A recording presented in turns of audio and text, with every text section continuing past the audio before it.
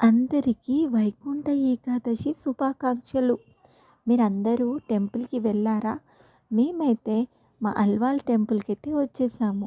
దీన్నే టెంపుల్ అల్వాల్ అని కూడా అంటారు. మీలో ఎంతమందికి ఈ గుడి తెలుసు? ఇంకొక క్వెషన్ మిమ్మల్ని అడగాలనుకుంటున్నాను.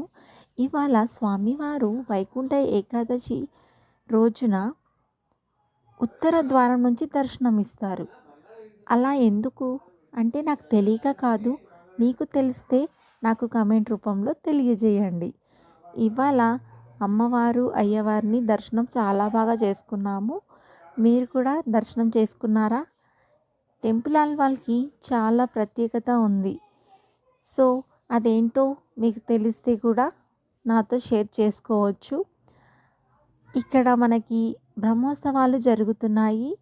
డిసెంబర్ మంత్ నుంచి జనవరి వరకి అంటే సంక్రాంతి వరకి ఈ జాతర అయితే ఈ బ్రహ్మోత్సవాలతో పాటు ఇక్కడ 1 మంత్ కంప్లీట్‌గా జాతర అవుతూ ఉంటుంది.